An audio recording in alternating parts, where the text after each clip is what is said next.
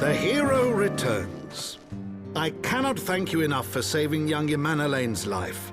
Aye, he told me everything. I've also received letters from both House Zamail and Durandare praising your conduct, and that of House Forton. You've won us much honor, my friend.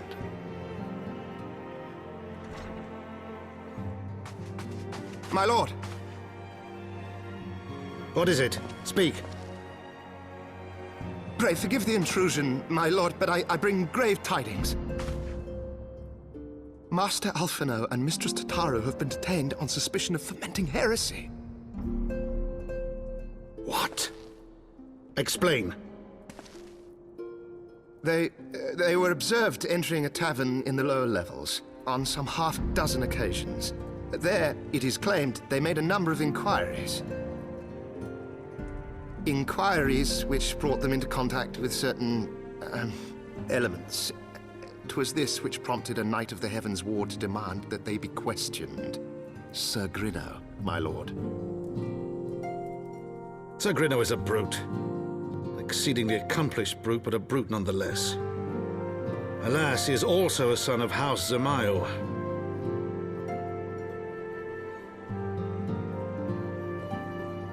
How quickly we forget the petty nature of men. I'd wager your friends are no more than pawns in another of my countrymen's games. Such is the way of things between the high houses.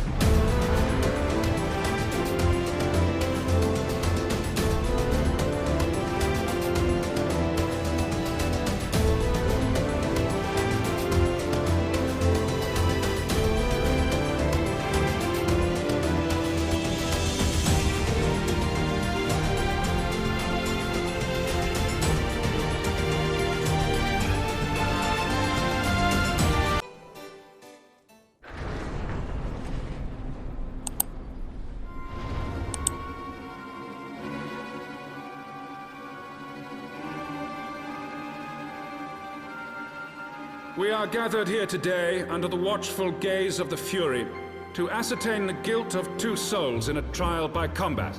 Petitioners, step forward.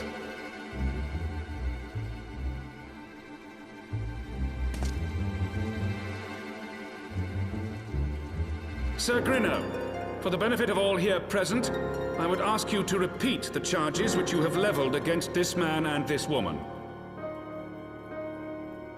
I, Sir Grinno de Zemile, brother of the Heavensward, did bear witness to these 2 foreigners consorting with heretics.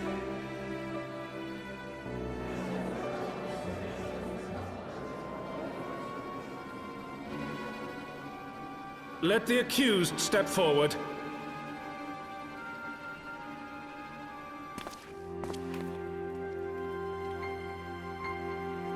Alfino Leveilleur, Tataru Taru, you have heard the charges leveled against you.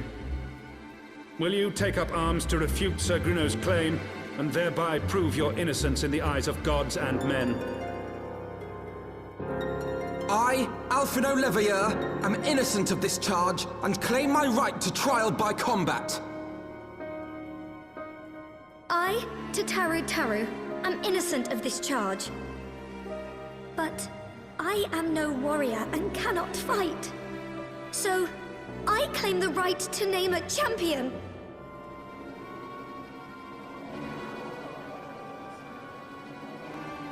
To the old and the infirm, the young and the weak, this right we allow. Very well. Who will stand for this woman?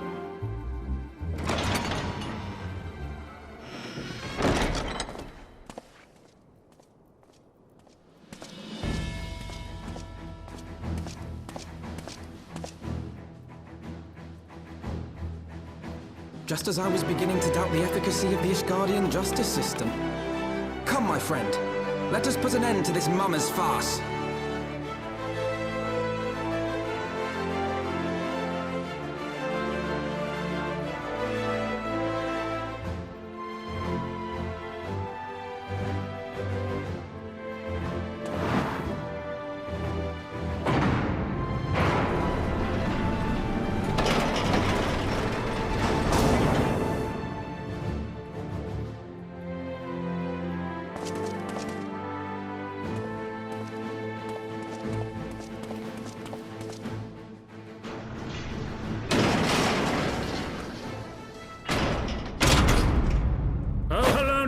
Render unto us your judgment. Raise up the righteous, and cast down the wicked.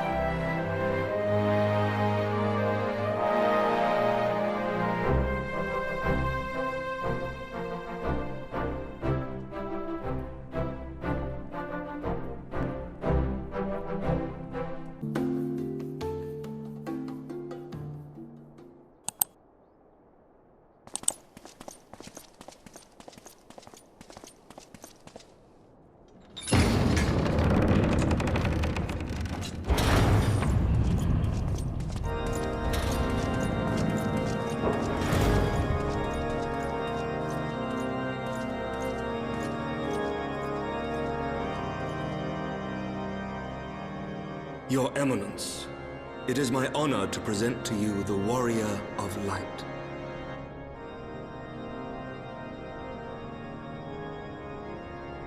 I have heard the tales of your many grand endeavors. The Lord Commander has also been most effusive in his praise. I am Thorin VII, Archbishop of the Ishgardian Orthodox Church, and I bade you come here that I might offer my personal apologies.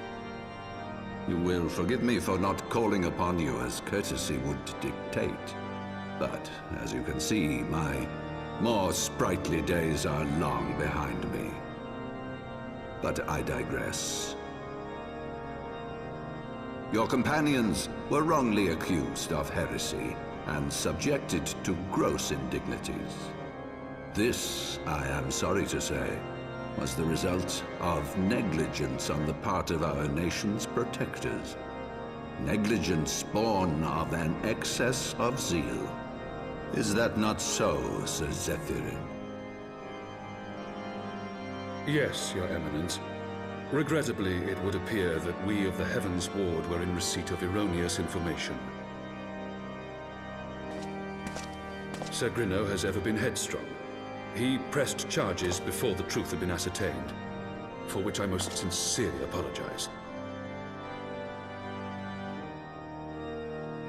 An unfortunate misunderstanding born of an earnest desire to serve Ishgard, but one which should never have occurred. For who could doubt the character of those who bested Shiva and drove the Horde from the steps of faith? Not I. That much is certain. That will be all, Sir Zephyrin. I would speak with our guest in private. Your Eminence,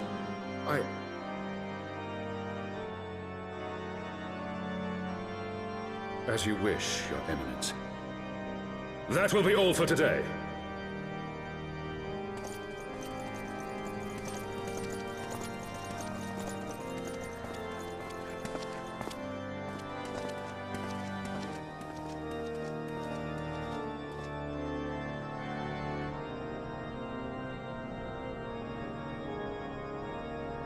Privacy is a luxury rarely afforded one in my position.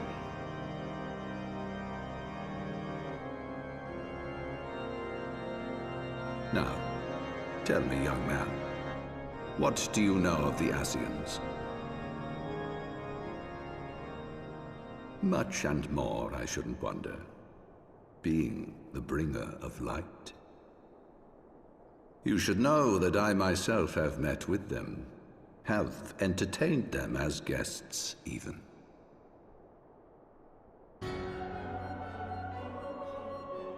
Those harbingers of chaos and strife offered us power that we might continue our war against the dragons.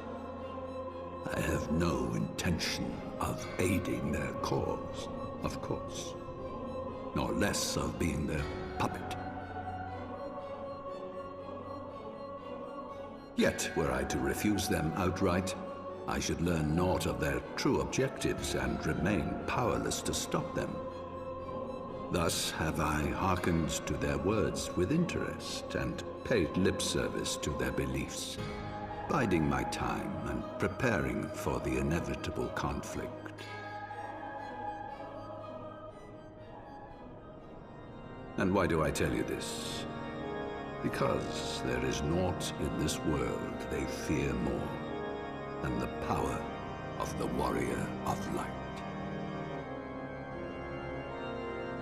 If we are to rid ourselves of these vile interlopers, we must needs work together. With our combined strength, I have faith that we can wrest Eorzea from their grasp and pave the way for a lasting peace. Think on it.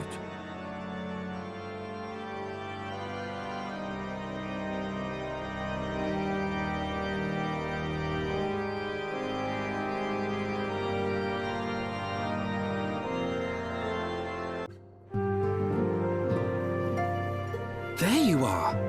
I confess I was more than a little concerned when I learned that you had been summoned to the vault. What did they want with you?